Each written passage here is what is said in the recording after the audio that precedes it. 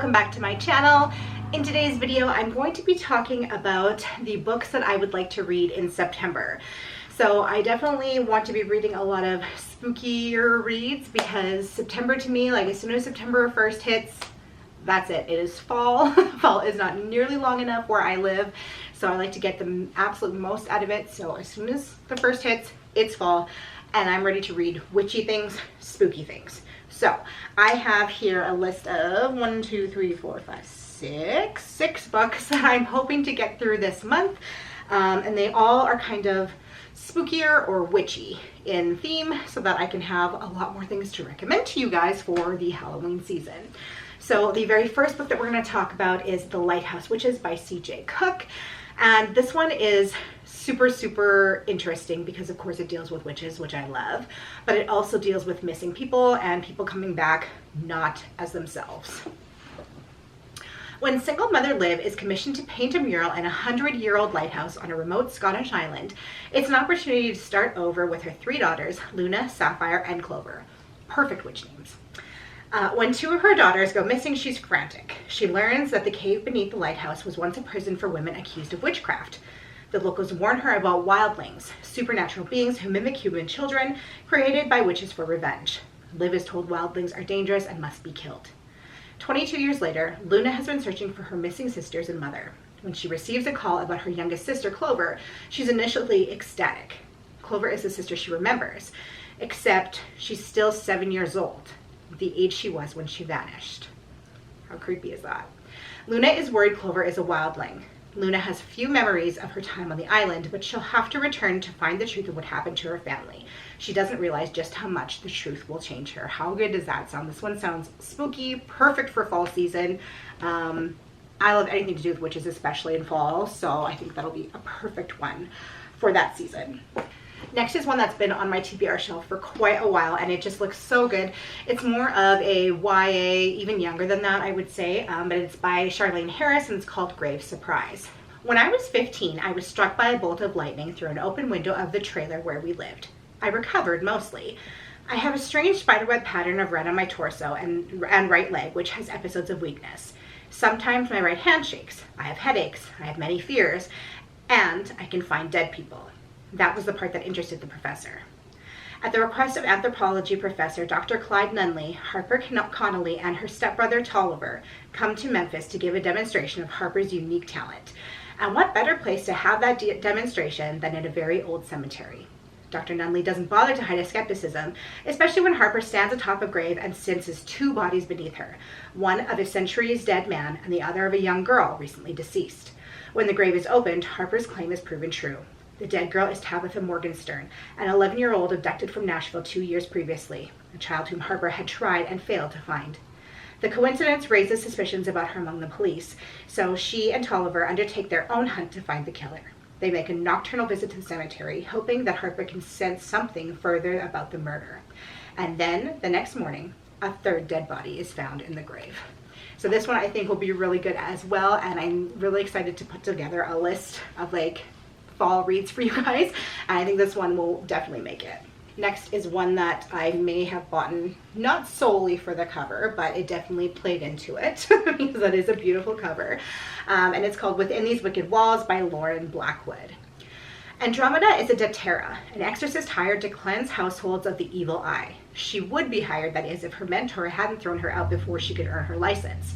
Now, her only hope of steady work is to find a patron, a rich, well-connected individual who will vouch for her abilities.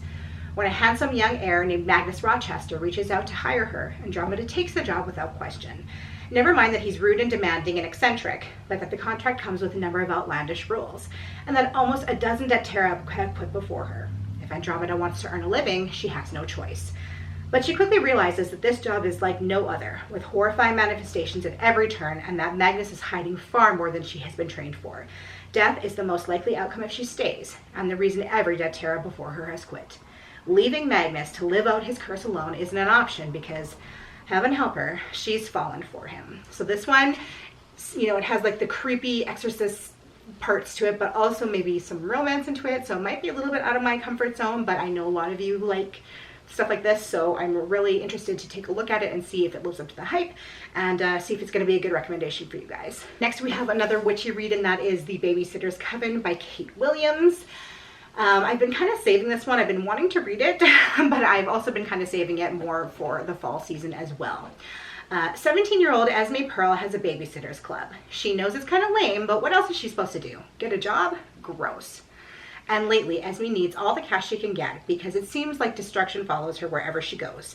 Enter Cassandra Haven. She's an Instagram model hot, dresses like she found her clothes in a dumpster, and has a rebellious streak as gnarly as a cafeteria cooking. So why is Cassandra willing to do anything, even take on a potty training 2-year-old to join Esme's babysitter's club? Turns out Esme and Cassandra have more in common than they think, and they're about to discover what being a babysitter really means. A heroic lineage of superpowers, magic rituals, and saving the innocent from seriously terrifying evil, and all before the parents get home.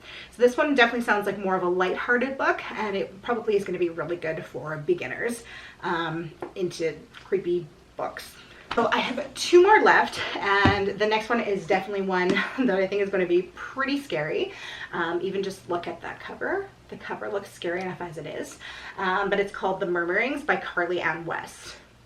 The faucet drips, the rhythm is steady, and soon my heart begins to beat in time with it. Then there is nothing. It's as if all sound is pulled from the bathroom with the intake of a breath. After a moment, sound returns. Murmuring. It's so close, yet I can't make out the words. I try to tell myself that the murmuring isn't getting louder, more insistent. I tell myself it's not happening more frequently.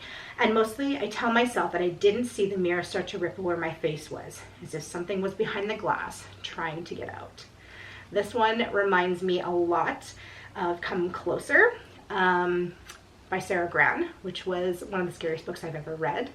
And that one is about, we're following a girl as she is getting possessed. And this one seems like it's going to be kind of like vibing like that. And the last book that I am really hoping to get through this month is by Aiden Thomas, and it is Lost in the Neverwoods. Once again, another really, really pretty cover. But the synopsis for this one says, Wendy's heart thudded violently in her throat.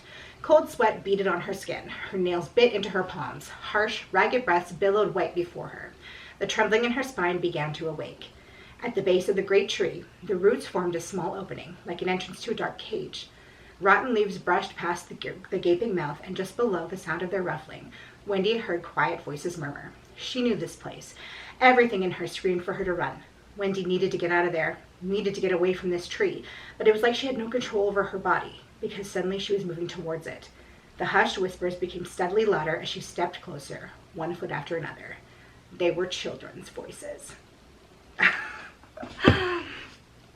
Well, you guys, those are 6 of the books that I'm really hoping to get through this month. Make sure you leave me a comment down below and let me know what books you're planning to read this month, and also let me know if you've read any of the ones that I want to read and how you liked them. Make sure you also hit the subscribe button on your way out if you have not already done so. I'd really appreciate that. And giving a like and a comment always helps me in the algorithm as well. So do that if you feel so inclined. I'd really appreciate it. I hope you guys are having an awesome day, and I'll see you in my next video. Bye!